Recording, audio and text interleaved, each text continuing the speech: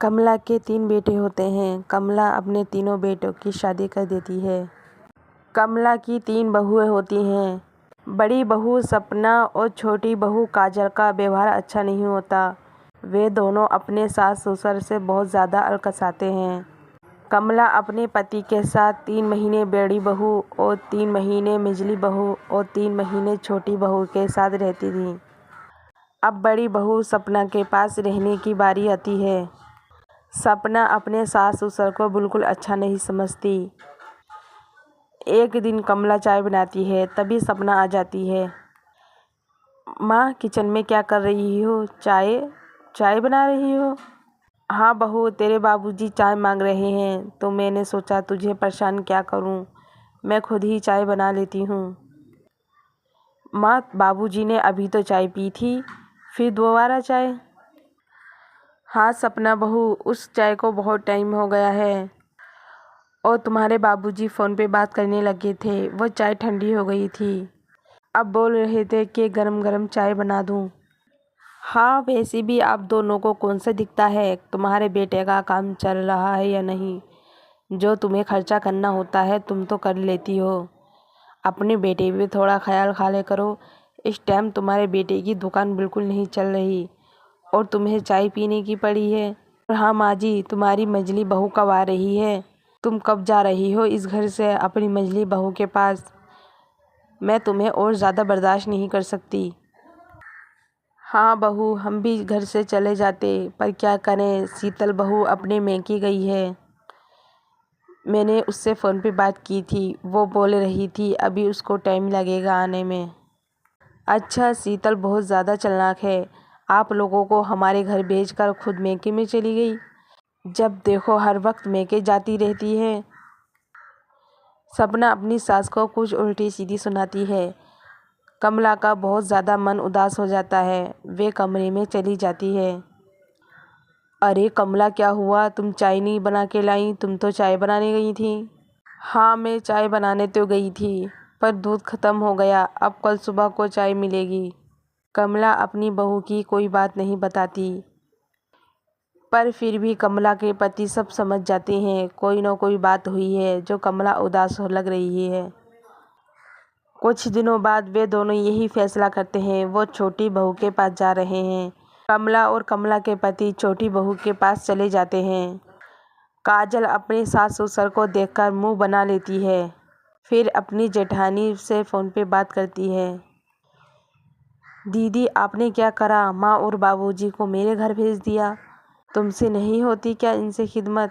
मेरे घर तो नौकरानी भी नहीं आ रही 2-3 दिन से, और घर का सारा काम मुझे करना पड़ रहा है। अब मैं फिर इनका काम करने लगूं। जब तक शीतल दीदी अपने मैके गई हैं तब तक इन दोनों को तुम ही रख लेती। अरे ना बाप रे ना, मैंने तो बड़ी मुश्किल से तो भेजा है इन्हें। अब तू ही जाने, जो तुझे ठीक लगे वही करना।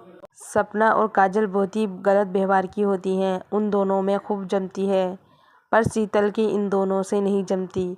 शीतल एक अच्छी और सीधी सादी लड़की होती है। देख काजल, अगर तेरे घर नौकरानी नहीं आ रही तो माँ जी से काम करा ले, ये कर देंगी। हाथों को दर्द का बहाना ले देना। जब ये दोनों तेरा खर्चा कराएंगे तो काम भी यही करेंगे। सपना की बात काजल के समझ में आ जाती है, काजल वैसे ही करती है। अरे बाप रे, मेरे हाथों में बड़ा दर्द हो रहा है। अब किचन में इतने बर्तन फैले पड़े हैं, नौकरानी भी नहीं आ रही। अब ये काम कौन करेगा? मुझे दोपहर का खाना भी बनाना है। काजल की सारी बात कमला सुन लेती है, फिर किचन का सारा काम कमला कर देती है। काजल भी बहुत ज़्यादा बुरे व्यवहार करती है उन लोगों के साथ। वे दोनों बहुओं से बहुत ज़्यादा तंग आ गए थे, उन्हें अपनी मंझली बहू की बहुत याद आ रही थी। ऐसे ही कुछ दिन बीत जाते हैं। मंझली बहू शीतल घर आ जाती है। वे दोनों छोटे बेटे के घर से भी चले जाते हैं। उन दोनों को देखकर शीतल बहुत ज़्यादा खुश होती है। बहू, हमने तुझे बहुत मिस किया, तू इतने दिनों के लिए मैके गई है। हाँ माँ जी, मुझे सब मालूम है, नौकरानी ने सब बता दिया था कि दोनों बहुएं तुम्हारे साथ कितना जुल्म करती थीं। माँ और बाबूजी, तुम मेरे माँ और बाबूजी के तरह हो। अब तुम लोग यहीं रहोगे, उन दोनों के पास कभी नहीं जाओगे। और हाँ माँ, मेरी माँ और बाबूजी ने तुम्हारे लिए आम भेजे हैं, मैं अभी काट के तुम्हें खिलाती हूँ। मेरी माँ को पता है आप लोगों को आम कितने अच्छे लगते हैं। उधर दोनों बहुओं को कमला का किचन में जाना अच्छा नहीं लगता था और इधर मंझली बहू शीतल उन दोनों का बहुत ज़्यादा ख्याल रखती थी और उन दोनों की बहुत ज़्यादा सेवा करती थी। कमला का बहुत ज़्यादा पुराना एक घर होता है, उस पे उसका केस चल रहा था। वे दोनों केस जीत जाते हैं और वे बंगला उनका हो जाता है। बहू और बेटा आदर्श, हमने यही फैसला किया है, ये जो हमारा बंगला है ये मैं अपनी बहू के नाम करना चाहता हूँ। इस बंगले की हकदार शीतल बहू है। मैं यही सोच रहा हूँ, हम क्यों ना ये शीतल बहू के नाम कर दें। और ये फैसला मेरे अकेले का नहीं है, हम दोनों का ये फैसला है। हाँ बहू, तुम्हारे बाबूजी सही बोल रहे हैं। मेरी दोनों बहुओं ने तो बहुत ज़्यादा बेइज्जती करी है, पर इस जायदाद की हकदार तू है और ये सब तेरे नाम करना चाहती हूँ। नहीं माँ और बाबूजी, मुझे ये नहीं चाहिए। आप लोगों की दुआएं मेरे साथ हैं, यही काफ़ी है। और सबसे बड़ी दौलत तो आप दोनों हैं। आप दोनों की दुआएं और आप लोग मेरे साथ हैं, यही काफ़ी है। ये बंगला मुझे नहीं चाहिए। अरे बहू, हम लोग इसको तेरे नाम खुशी से कर रहे हैं। एक तू ही तो है, तेरे पास आकर हमें अपना सा लगता है, ऐसा लगता है हम अपने घर आ गए। और उन दोनों के पास जाते हैं तो ऐसा लगता है किसी गैर के पास गए हैं।